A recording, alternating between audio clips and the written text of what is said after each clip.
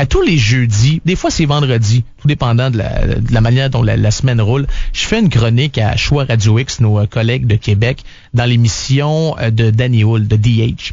Et on parlait, je crois que c'est il y a de cela 2 semaines, on parlait politique et je comptais à DH comment j'étais déçu de la CAQ. Surtout maintenant que la CAQ s'est associée avec Québec solidaire, la conférence de presse avec François Legault et Amir Kadir sur la mini-centrale de Val-Jalbert. C'était, écoute, moi j'appelle ça le baiser du diable, là. Et je suis de plus en plus déçu. En fait, je pense que je l'ai toujours été, mais j'ai jamais voulu nécessairement me l'avouer parce que pour moi, en politique et pour certaines personnes, ça pouvait représenter un côté plus à droite que les côtés gauche ou les partis politiques de gauche qu'on a présentement au Québec. Et François Legault, bon, OK, c'est quand même une figure connue. Il a été capable d'aller chercher des bons éléments avec la coalition Avenir Québec. Mais, écoute, c'est une catastrophe.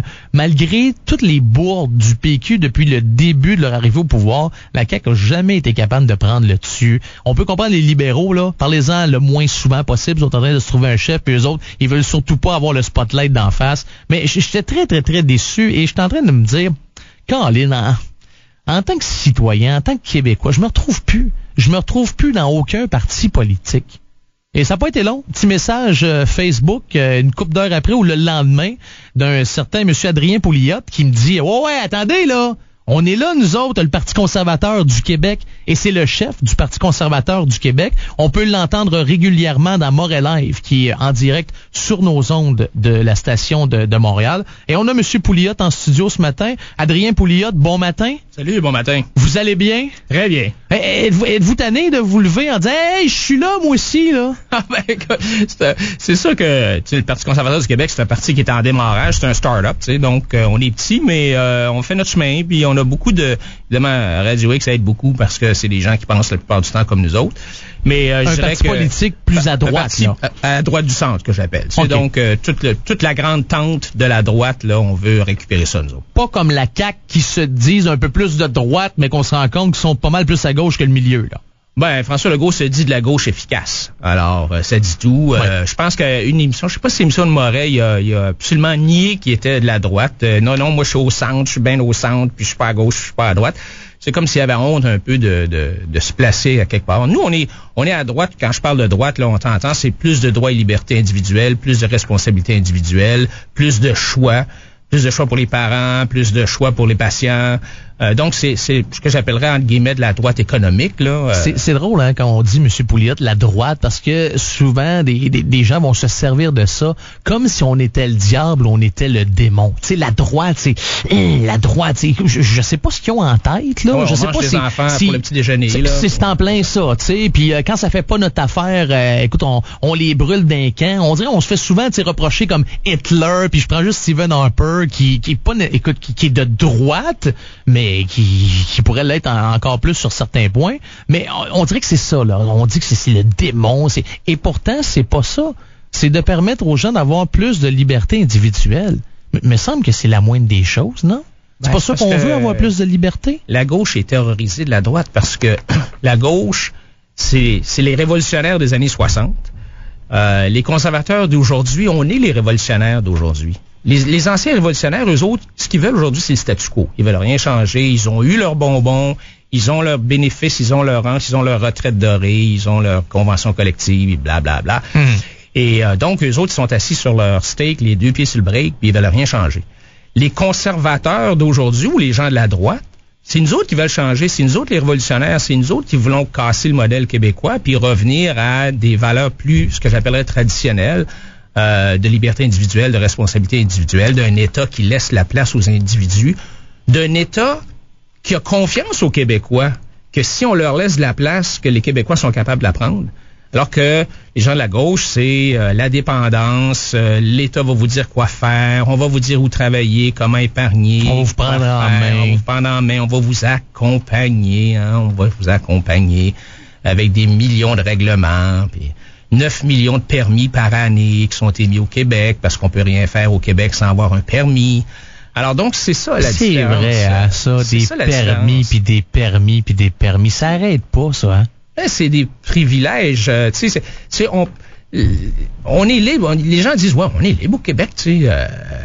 Mais on est libre une fois qu'on a eu un permis, là. C'est ça. Moi, ça me fait penser. C'est quoi qu'ils ont décidé de faire, là? Parce que vous allez voir, je fais juste un exemple comme ça, mais tu sais, j'imagine toujours le gars qui a besoin, tu sais, d'aller à la chasse ou d'aller dans le nord, quoi que ce soit. Bon, il a son permis de conduire, il a pas le choix. Il a son permis de port d'armes aussi pour avoir le fusil. Il a son permis d'acquisition. Il a son permis de bateau parce que ça y prend maintenant un permis pour pouvoir chauffer un bateau. Ça finit plus. C'est le festival du permis et c'est toujours pour payer, hein. On paye, mais on n'a pas plus de services, là. Non, ça, c'est un bon point. D'ailleurs, moi, j'ai reçu mon renouvellement de permis de conduire, là, ça fait, je sais plus combien, 480 mois que j'ai le droit de conduire, je sais pas trop. Puis, pourquoi est-ce qu'ils ne mettent pas un permis qui dure comme 20 ans? Tu sais, je veux dire, une fois que tu sais conduire, tu sais conduire. Tu sais. Quand tu as ton permis, tu l'as, là. Ouais. Non, donc, tu l'as bien dit, je vous l'avais bien dit, c'est une question de ramasser de l'argent. Hein. C'est toujours ça. Des taxes. Parce que, je veux dire, là, on s'offre des services qu'on peut pas se permettre, là. Puis des services qui sont beaucoup plus beaux et comme si on était tous sur un nuage puis tout était correct, mais économiquement parlant, on peut pas se permettre ça, là. Je pense qu'on est rendu là. Là, faut dégraisser, là, parce qu'on s'en va dans le mur, là. On est les plus imposés, on est les plus endettés, on est parmi les plus réglementés de toutes les juridictions en Amérique du Nord. Alors, il faut faire quelque chose, on va finir par... On s'appauvrit, on le voit, tu sais, on regarde combien ça coûte un jambon aujourd'hui comparé à il y a 3 ans. Tu sais, avant, tu allais chez Métro, tu s'achetais un jambon pour 4 piastres, c'est rendu 11 piastres. On s'appauvrit. Non, carrément. Je regardais cette semaine dans la presse, puis j'en avais parlé d'ailleurs à la ministre de la Famille la dernière fois, un petit peu avant les fêtes, parce qu'on voit ça venir. Les CPE, les garderies à 7 $. OK, on peut même pas se permettre d'avoir des garderies et un programme comme ça de garderie. Et le problème, c'est que là, les coûts de la vie augmentent, là. Quand ils ont parti ça dans le temps, OK, c'était bien beau, mais comme vous le dites, le jambon du temps n'est plus le jambon d'aujourd'hui et la majorité des garderies sont déficitaires. La moitié des garderies sont dans le trou. Puis qu'est-ce que ça va faire, ça, après, cette gang de gardiennes-là syndiquées? Ça va demander encore plus d'argent au gouvernement. On n'arrive plus avec nos programmes. Parce que l'État est inefficace. De par sa définition, l'État est inefficace. L'État, ils ont pas d'intérêt à être efficace. C'est pas comme un entrepreneur privé qui met son cash puis qui va perdre son argent ou qui va être obligé de fermer, perdre sa maison qu'il a hypothéquée pour sa business. L'État, il dépense l'argent des autres pour le bénéfice des autres. Donc, tu sais, il y a 4 façons de dépenser son argent. Tu peux dépenser ton argent pour toi-même. Tu t'achètes quelque chose pour toi. Là, tu fais attention au montant puis tu fais attention à ce que tu achètes. Tu peux dépenser ton argent pour quelqu'un d'autre. Tu fais attention au montant. Mettons un cadeau. Je te fais un cadeau. Bon, alors, je vais faire attention à ce que ça me coûte. Puis bon, j'espère que ça va te faire plaisir, mais c'est pas comme si c'était pour moi. Je peux dépenser l'argent des autres pour moi-même. Un compte de dépenses. Où je m'en vais luncher sur le bras du patron. Tu sais, bon. Alors là, je dépense en masse. Parce que c'est pas mon argent, mais je veux quand même savoir qu'est-ce que je vais avoir en retour. Et la dernière chose, c'est que tu peux dépenser l'argent des autres pour le bénéfice des autres. Et là, tu te fous du montant parce que c'est pas à toi, puis tu te fous de ce que ça donne comme rendement ou de le bénéfice que ça apporte parce que c'est pas pour toi. Alors, le gouvernement sera toujours inefficace. Et moi, c'est ça que j'avais dit à François Legault quand je l'ai rencontré la première fois avant de décider d'aller à l'ADQ. J'ai dit, François, toi, tu penses que tu es meilleur pour gérer un gros État, tu es meilleur que Mme Marois ou M. Charest, mais le problème, tu n'étais pas plus intelligent que les autres, avec tout le respect, tu sais. Je veux dire, le problème, c'est que l'État est ingérable. Il faut diminuer la taille de l'État et laisser les individus faire leurs propres choix. Moi, j'ai confiance que les Québécois sont capables de faire des bons choix. Ça va arriver que tu vas faire un mauvais choix. Et là, l'État n'est pas là pour te sortir de tes problèmes. Il faut qu'on assume nos responsabilités, les conséquences de nos gestes.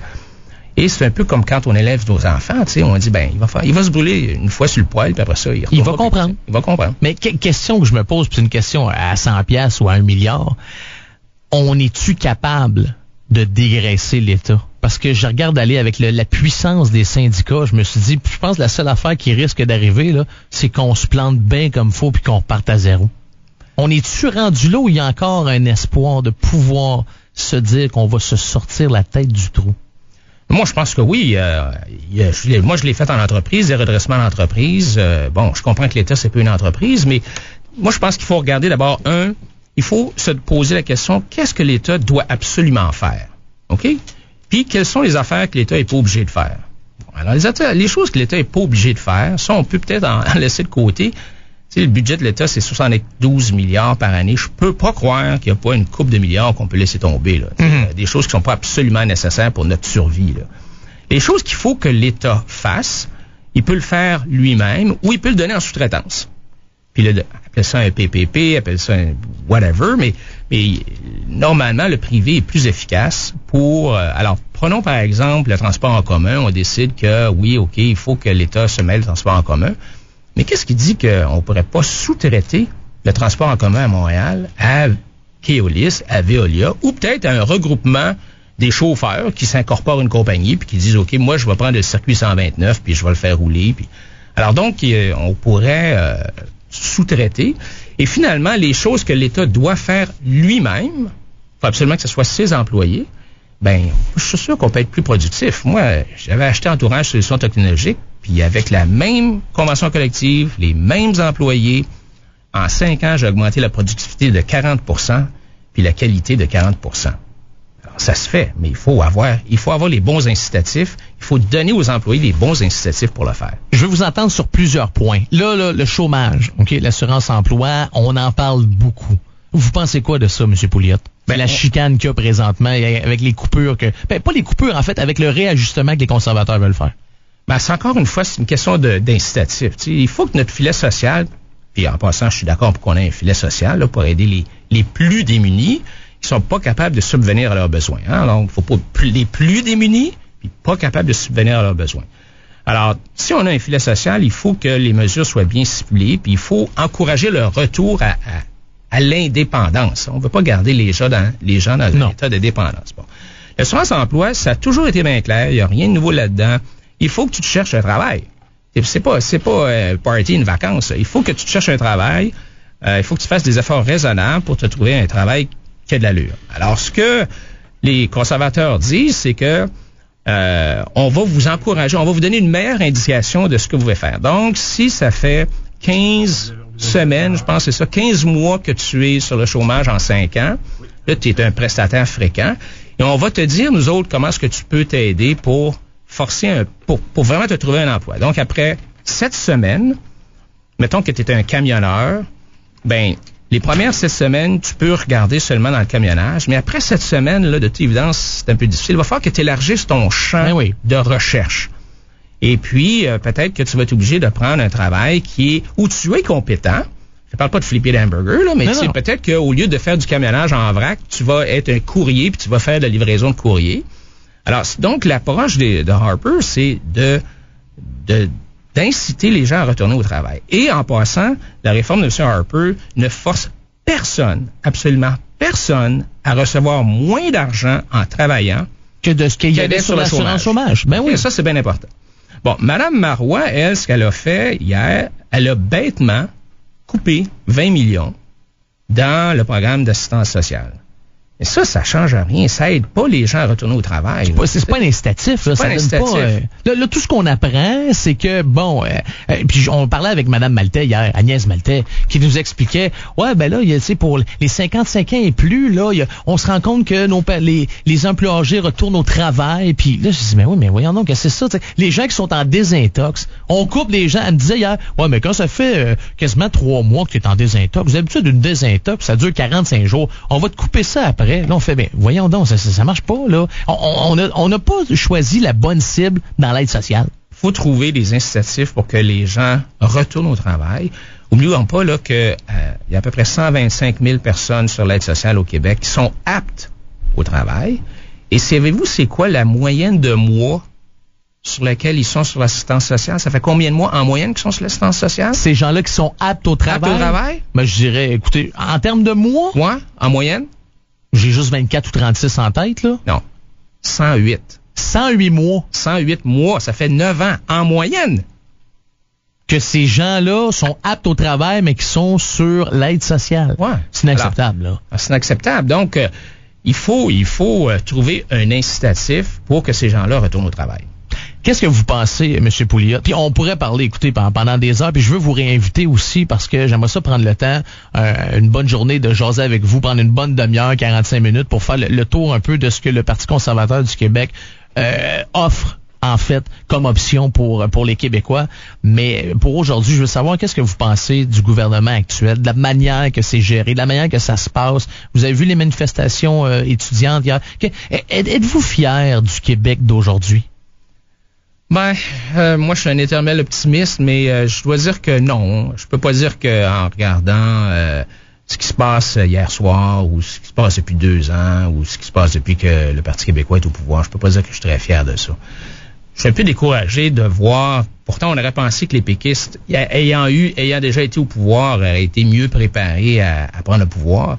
Alors que ça a été une série de cafouillages puis d'avance. Ils étaient pas prêts, hein? Ils savent pas quoi faire avec ça. C'est bien surprenant, en tout cas. C'est un peu décourageant. Je sais que c'est pas facile quand on arrive au pouvoir, mais d'avancer, de reculer, là, c'est pitoyable. Mais moi, je suis un optimiste. Je pense que les Québécois sont des gens qui sont débrouillards, qui sont créatifs, qui sont capables de se prendre en charge, mais on les a tellement habitués à dire, non, inquiétez-vous pas, l'État va s'occuper de vous. Nous, on va vous dire à quelle école envoyer vos enfants. On va décider qu'est-ce qu'ils vont apprendre. On va décider comment est-ce qu'ils vont apprendre. Donc, les parents même sont complètement déresponsabilisés de l'éducation de leurs enfants. Et ça frustre beaucoup de parents. Tu sais, quand je vois les parents qui me parlent des commissions scolaires, il y a vraiment une colère intérieure, parce que là, c'est leurs enfants, ça les touche au cœur. Tu sais, là, c'est ta progéniture. Tu les vois perdre leur temps à l'école. Alors, vraiment, encore une fois, nous, ce qu'on veut, c'est redonner le pouvoir aux parents. C'est toujours redonner le pouvoir aux syndiqués par rapport aux syndicats. Oui, parce que là, les syndicats ont plus de pouvoir. Ils font juste payer, ils cotisent. Puis les centrales syndicales, les boss en haut font à peu près ce qu'ils veulent avec leur argent. Ils n'ont rien à dire. Quand on dit aux syndicats, on pourrait-tu voir vos états financiers? Ils ont toutes les... Ça n'a pas de bon sens. Anti-Harper, encore Harper. Mais qu'est-ce qu'il y a de mal à demander de l'imputabilité de la part de nos écoles, ou de l'imputabilité de la part de nos syndicats, ou de l'imputabilité de la part de notre système de santé? Alors, moi, je pense que si on remet le pouvoir entre les mains des individus, ils sont assez intelligents pour se débrouiller tout seuls. Les parents si on dit aux parents, OK, dorénavant, vous avez le droit de choisir votre école. Moi, je pense que les parents, ils sont pas fous, puis ils vont s'occuper de leurs affaires. OK, il y en a peut-être une couple, là, c'est sûr qu'il y en a toujours un 2% là, qui l'auront pas, mais faut qu'ils assument les conséquences de leur choix, mais en grande majorité, les parents vont choisir les bonnes écoles. Quand c'est tout le temps le gouvernement qui gère, qui dit où envoyer tes enfants, quoi faire de ta vie, quoi faire de ta peau, puis on continue de t'enlever toujours de l'argent sur ton chèque de paye à chaque fois pour offrir des services, en fait, pour payer des services qu'on peut pas s'offrir et qu'on n'a pas la qualité des services qu'on mérite, à un moment donné, je trouve que ça fait une société faible. Ça fait une société qui est toujours dépendante des autres, qui attend toujours. C'est pas une société qui se prend en main. Je trouve ça décevant qu'on n'ait pas ça, ce goût du travail, de valoriser le travail, puis de dire bravo, t'as bûché fort, t'as travaillé fort, puis de dire bravo si t'as réussi à faire 1 million dans ton compte de banque. On ne valorise pas la productivité au Québec. Je trouve ça décevant. C'est toujours du nivellement vers le bas. Ouais, c'est sûr que quand tu réussis, puis que tu réussis à faire un peu d'argent, tu as investi toutes tes épargnes, tu as hypothéqué la maison, tu es un entrepreneur, et que tu réussis, qu'est-ce qu'on dit? Écoute, t'es un crosseur, t'as fourré le système à quelque part, ou on décide de faire la même affaire que toi. C'est ça, puis on va t'imposer au coton, puis mais encore une fois, moi je pense que les Québécois sont capables de le faire, puis on a vu des réformes, par exemple la réforme de l'aide sociale de Bill Clinton aux États-Unis, la réforme de l'aide sociale qui a eu lieu en Ontario. Les gens, si on leur dit, hey, il faut que tu retournes au travail, là, mettons, par exemple, on pourrait dire, on te donne 36 mois, 48 mois, 60 mois dans ta vie sur l'aide sociale. On comprend que tu peux trébucher, puis avoir de la misère, puis tout ça. Tout le monde comprend ça, puis on est d'accord avec ça. Mais à un certain point, il faut que tu t'en sortes. Si moi, par exemple, mon neveu, là, je le prends en charge parce qu'il y a de la misère, puis il tombe dans la drogue, puis tout ça, je vais l'aider, mais à un certain point, je vais lui dire, hey, mon coco, là, il faut que tu te redresses, là. Les fonctionnaires, eux, ils n'ont pas cet intérêt-là. Pourquoi est-ce que le fonctionnaire voudrait que tu te sortes de l'aide sociale? Si jamais il n'y a plus d'aide sociale, il va perdre sa job. C'est ça. J'exagère un peu, là, mais ce que je veux dire, c'est que l'État n'a pas l'intérêt, les fonctionnaires n'ont pas un gros incitatif à rapetisser leur ministère, là. Non. C'est ça.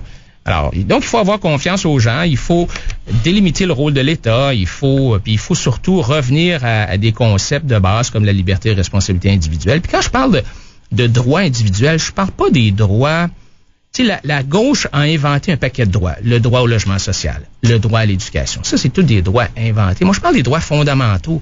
Le droit à la propriété, le droit d'expression, la liberté de conscience. Des droits qui te coûtent rien si moi, je les exerce. Si toi, tu exerces ton droit à un logement social, ça coûte quelque chose à quelqu'un. Il faut que quelqu'un te le fournisse ou te le paye. Mais si toi, tu exerces ton droit à ta liberté d'expression, ça me coûte rien à moi, là. Alors donc, c'est des droits fondamentaux. C'est ça qu'on veut, là, vraiment, là. On va se revoir, M. Pouliot. On va vous réinviter en studio parce que je veux parler la prochaine fois plus en détail du Parti conservateur du Québec. Vous êtes le nouveau chef depuis... Depuis 2 semaines. Depuis 2 semaines, hein? Ouais, c'est ça, hein? Ouais. Alors là, c'est un parti qui avait commencé l'an dernier. Les gens qui étaient l'an dernier sont partis et là, c'est un nouveau départ. C'était-tu Luc Harvey qui était là-dedans? Ouais. Ça se peut-tu? OK. Ouais. Là, c'est-tu bien parti, là? Monsieur Harvey est parti. Les gens qui étaient là sont partis. Il y a des nouvelles personnes maintenant. Là, c'est un renouveau, là, on redémarre. Parti, génial. Monsieur Pouliot, merci. Merci beaucoup de m'avoir invité. D'avoir pris le temps de passer en studio. Monsieur Adrien Pouliot, le chef du Parti conservateur du Québec. On va avoir la chance d'y reparler à Monsieur Pouliot dans les prochaines semaines. 8h10.